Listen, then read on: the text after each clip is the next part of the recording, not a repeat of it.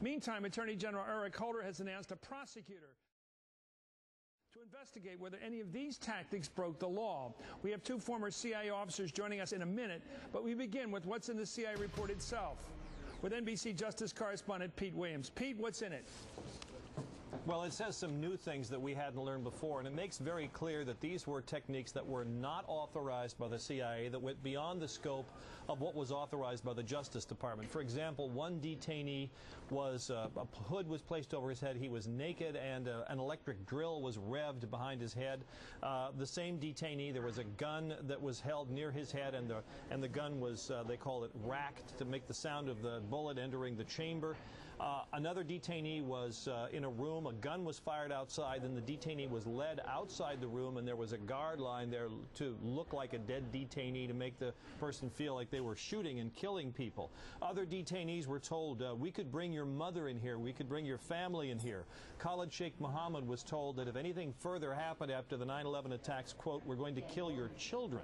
In another technique, the carotid artery was pressed on a detainee until he was about to pass out, then he was shaken awake, and that was repeated twice more. So those are the techniques that, among the techniques, we're told, Chris, that caused the concern of the Attorney General. He's asked John Durham, who's already looking into some CIA matters, to add this to his portfolio, and Durham's going to look and see whether these cases could be prosecuted. Now, that's a tall order because you've got a very difficult thing here with these cases. The CIA's Inspector General's report is looking at things that happened after 9/11 up until October 2003. So you've got cases that were a long time ago, hard to find witnesses, hard to find evidence, but he's going to look into probably about 10 cases in all, we're told. And the president has said he doesn't really want to do this, didn't he? Well, what he has said is he doesn't want to go back. You know, I guess whether the president has said he doesn't want to do this or not is a good question. What Robert Gibbs said today is the president doesn't want to go back and look at anyone who was following the rules. These allegations are certainly outside of that boundary.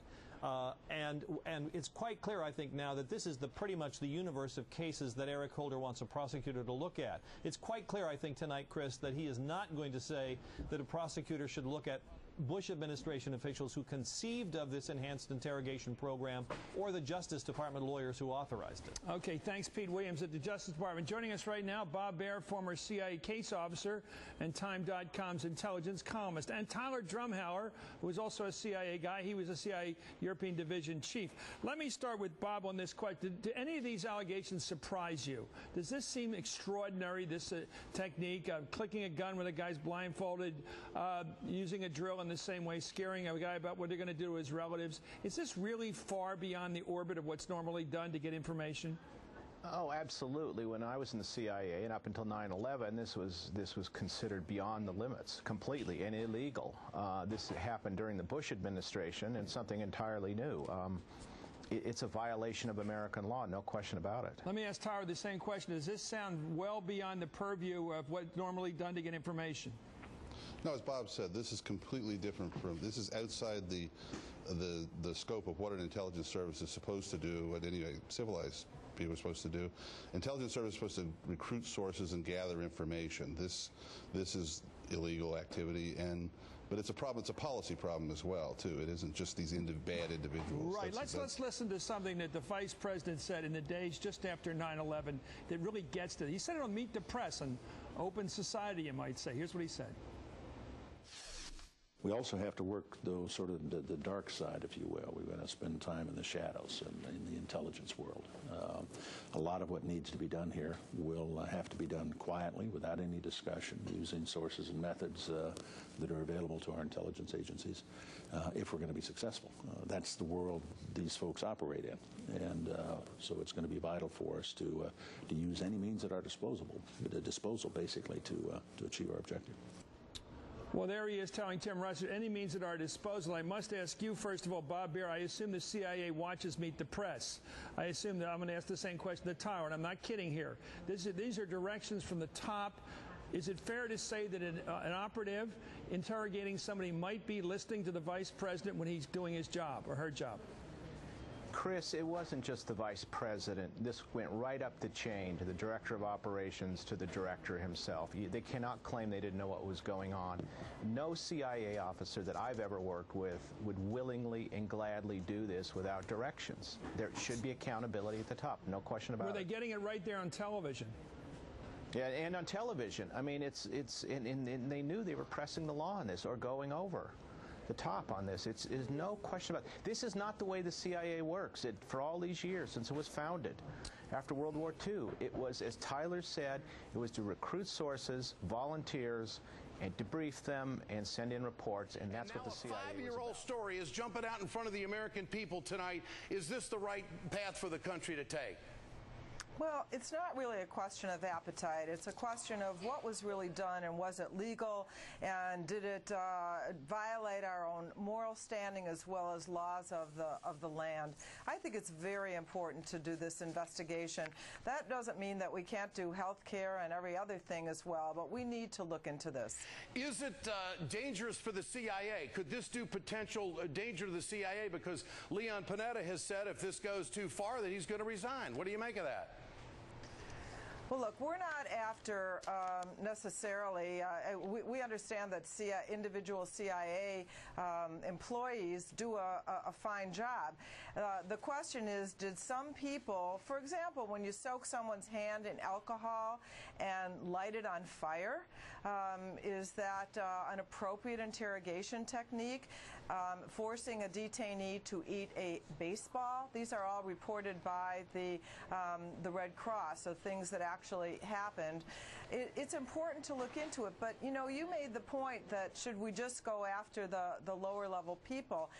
I think this investigation, even of those individuals, is important. It's not an either or, but when they are defended, what are they going to say? I think what they'll say is that there was an atmosphere created by the highest level people at the Bush administration that said those kinds of things are okay because anything goes. I think that's the kind of environment in which these individuals were working, and it's important to hear that kind of testimony and get at that. So, Congresswoman, how far do you want Eric Holder to go? Do you want him to go after Rumsfeld and Cheney? I mean, the whole lot of these guys. Is that what you want to see happen? What I want to see that even as I think this is an important first step, because even as they go after these particular individuals, and by the way, I don't think that this was a matter of just a few individual rogue actors that were doing the wrong thing. I think what we will find is that there was this environment that said, look, you know, we're talking about terrorists here, do whatever you have to do, never mind that So they were encouraged to break the law? So, Congresswoman, do you think that these agents that did this were encouraged to break the law? I think what we might hear from them is that there was an attitude that you know, do what you have to do, and I think that it is possible that it will implicate people higher up as well as those individuals. As you understand, the question. Go ahead. Well, as you understand it, what's the next step?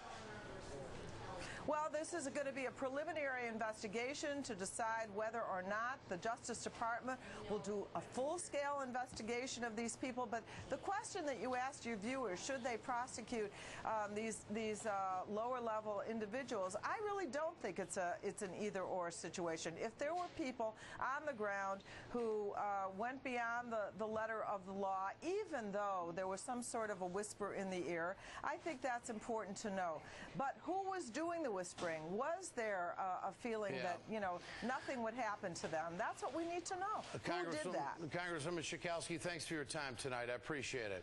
Thank you. Former administration officials have told us for years that their tactics stopped attacks on the United States. We've debunked those claims. But it's like they were always trying to plant that seed in our mind that, gosh, this stuff and whatever, when it comes out someday, we're going to find out exactly what they were doing to keep us safe, that they knew they were eventually going to get caught. Joining me now is former CIA officer Jack Rice. Jack, this puts some pretty doggone dedicated Americans, some real talented professionals in an untenable position if they were told to go this far, does it not? Yeah, it sure does. But you know what? The real question is, I'm actually very impressed with what Eric Holder is doing right now. If there are CIA officers who committed crimes, they should be prosecuted. But by the way, let's take it one step further. If we're thinking about a chain of command, if there were chiefs of station, if there was the DDO, the Deputy Director of Operations, if it was the head of the CIA, if it was Donald Rumsfeld, if it was Dick Cheney, if it was George Bush, I don't care who was involved. It's not just the guys on the ground. It's also the architects of this. You go after everybody who committed crimes. It's just that simple. Nice, bright line. So if what they did, and it's been listed out, holding a gun to their head, threatening their family, and all these things that are illegal by the Geneva Convention, wouldn't these interrogators know that they were breaking the law? Of course they would. Okay, this is not something you guess. Okay, so they know what the parameters are. So does that lead you to believe that they were told, have at it, go do what you got to do? This game is wide open right now. You know, that's exactly what I think. I don't think they would do this by themselves. I think they were told to do this. You can look back at a lot of things, Iran-Contra and elsewhere, where they realize that they may be hung out to dry if they just go out on their own. They're going to do this with the support of the organization itself. So yes, you follow the chain.